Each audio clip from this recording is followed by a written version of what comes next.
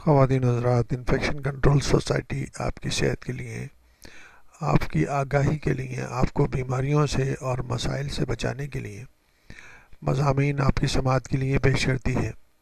کچھ ایسے مضامین بھی آپ کی سماعت کے لیے پیش کیے جاتے ہیں جن میں ایکسیڈنٹ کی وجہ سے جلنے کے حادثات ہوتے ہیں، اور حادثات ہونے کے بعد وہ لوگ بھی انفیکشن کا شکار ہو جاتے ہیں۔ انفیکشن ایک بہت ہی موذی مرض سے ظاہر ہوتا ہے ایسے لوگوں میں جو جلے ہوئے ہوتے ہیں۔ اب یہ دیکھنا یہ چاہیے کہ کن لوگوں میں یہ جو ہے زیادہ سے زیادہ جلنے کے واقعات ہوتے ہیں۔ سب سے زیادہ جو ہیں خواتین جو ہیں اور بچے جو ہیں، جو بھی WHO کی اسٹیٹسٹک ہے وہ ہمیں یہ بتاتی ہے کہ خواتین اور بچے، عورتیں اور بچے جو ہیں اس کا جلنے کا زیادہ شکار ہوتے ہیں، کیونکہ وجہ یہ ہے کہ خواتین جو ہیں کھانا پکانے کے عمل میں، گھریلو کام کے عمل میں اور مختلف چیزوں میں بہت زیادہ اپنا ٹائم صرف کرتی ہیں، اور ان کے کپڑے بھی آج کل ایسے ہوتے ہیں جو کہ بہت جلدی آگ پکڑ لیتے ہیں۔ تو اس وجہ سے ان کے زیادہ سے زیادہ چانسز ہوتے ہیں کہ اگر ہیٹنگ سسٹم اور کوکنگ کا جو چولہے وغیرہ جو ہیں وہ اس قسم کے نہ ہوں جس میں سیفٹی نہ ہو، تو ان میں زیادہ آگ لگنے کے چانسز ہوتے ہیں۔ اس طرح بچے بھی اگر ان کے ساتھ بیٹھے ہوں تو ان کے اندر بھی زیادہ سے زیادہ چانسز ہوتے ہیں کہ ان کو وہ بھی آگ سے جل سکیں۔ سوشو اکنامک فیکٹرز جو ہیں وہ ان پہ کس طرح اثر انداز ہوتے ہیں؟ دیکھا یہ گیا ہے کہ ہائی انکم کنٹریز میں یہ مسائل کم ہیں، جبکہ لو انکم کنٹریز اور مڈل انکم کنٹریز کے اندر جلنے کے واقعات زیادہ ہیں۔ اس کے علاوہ جو رسک فیکٹر ہے جس کے ذریعے جو جلنے کے واقعات زیادہ سے زیادہ ہوتے ہیں وہ ہم آپ کو بتانا چاہیں گے۔ جو اس قسم کے روزگار کے ذریعے ہیں جس میں افراد جو ہیں وہ آگ کے ذریعے کام کرتے ہیں یا آگ کو استعمال کرتے ہیں۔ نمبر 2، غربت اور زیادہ لوگوں کا ایک جگہ رہنا اور حفاظتی اقدامات کا استعمال نہ کرنا۔ نمبر 3، ینگ لڑکیوں کو گھریلو کام کے اندر لگا دینا،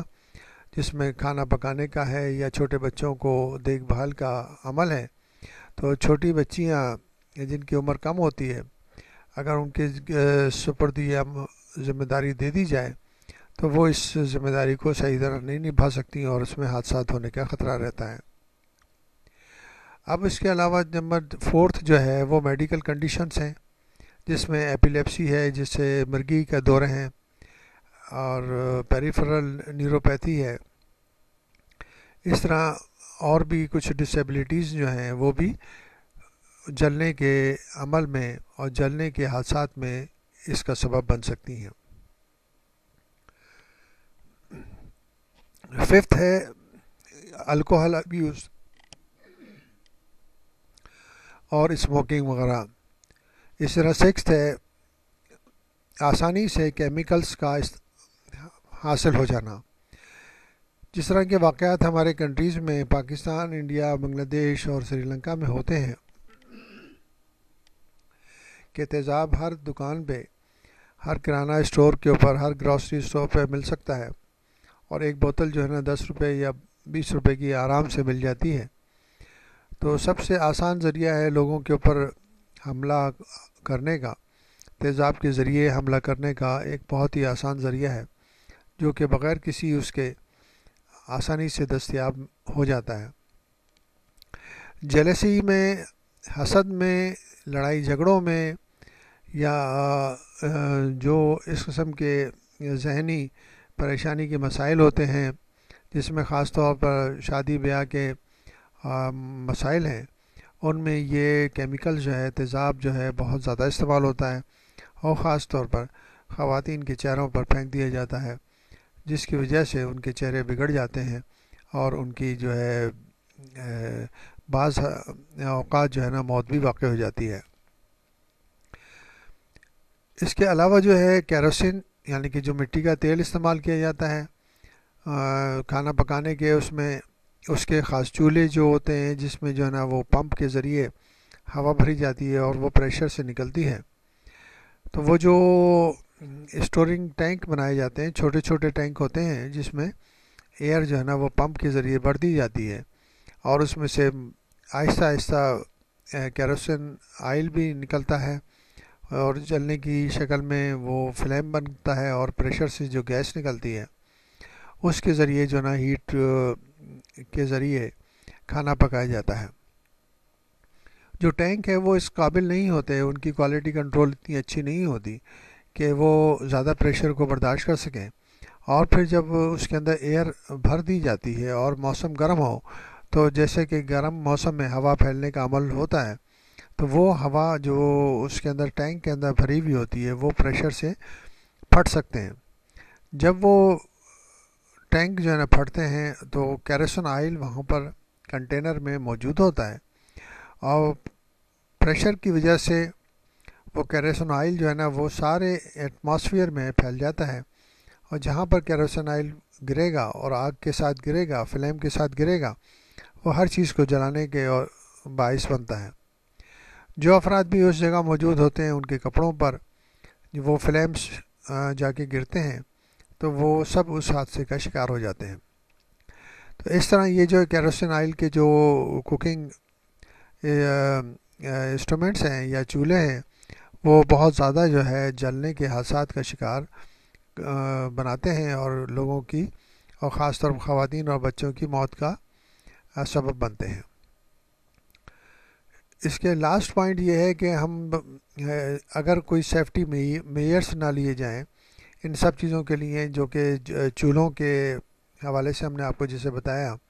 یا پیٹرولیم گیس کے یا الیکٹریسٹی کے، اگر سیفٹی میجرز نہ ہو تو حادثات ہونے کے چانسز بہت زیادہ بڑھ جاتے ہیں. اب یہ کس سیٹنگ میں یہ حادثات ہوتے ہیں؟ زیادہ تر جلنے کے حادثات جو ہے نا گھروں میں